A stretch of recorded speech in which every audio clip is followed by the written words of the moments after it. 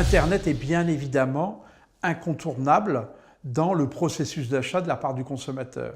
On sait que 74% des Français qui ont acheté du meuble en 2016 sont allés sur Internet pour rechercher de l'information sur le produit ou sur l'enseigne. Mais quand on essaye de hiérarchiser les sources d'information du consommateur, Internet est la première source pour un tiers d'entre eux et vient ensuite, juste derrière à 32%, la visite des magasins. Donc nos grandes surfaces de meubles qui ont besoin d'exprimer et de présenter au consommateur une offre ont leur raison d'être sur le marché du meuble en 2017 et dans les années à venir. Les blogs et les réseaux sociaux ont un impact encore relativement faible comme source d'information pour le consommateur français en termes d'achat de mobilier et de décoration.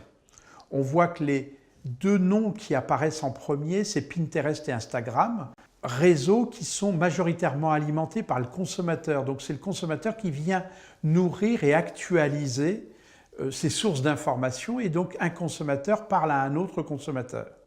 Quand on regarde côté blog, on voit bien que les blogs sont très inégaux, ils ne sont pas forcément tenus à jour, ils sont plus ou moins professionnels et le consommateur s'en méfie et s'en inspire très peu. Et la dernière source citée par le consommateur, qui est le monstre américain Ooze, en fin de compte, ce monstre est très peu cité. Ooze était arrivé pour totalement perturber l'information consommateur et cette source d'information, et le consommateur français, pour l'instant, ne voit pas passer Ooze dans ses radars de sources d'inspiration. Alors, d'une enseigne à l'autre, les Français jonglent avec les sources d'information. Bien entendu, pour un acteur comme Roche-Beaubois, on voit dans les résultats de cette étude que la source d'information principale, c'est les revues de décoration. Ce qui est logique puisque c'est un des plus gros annonceurs dans les revues de décoration et il y a à la fois la publicité, il y a à la fois aussi le rédactionnel de la part de la presse. Et l'autre source d'information qui poursuit, comment dire, d'un point de vue technique, cette revue de décoration, c'est les sites de décoration qui vont faire des reportages et présenter donc l'enseigne et son offre produit.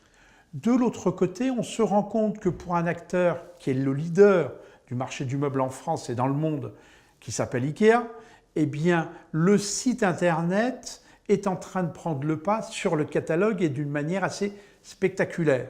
Donc là, on voit bien qu'il y a une stratégie à la fois de l'acteur et à la fois une attente consommateur d'un nouveau support d'information et de relation avec l'enseigne. Enfin, pour les autres acteurs de la distribution, on reste beaucoup plus classique et c'est là où il y a un énorme travail à faire puisque le consommateur nous cite d'une manière très forte la visite en magasin comme source d'inspiration et là, il va y avoir un rôle clé à développer sur ce levier Internet autre que promotionnel.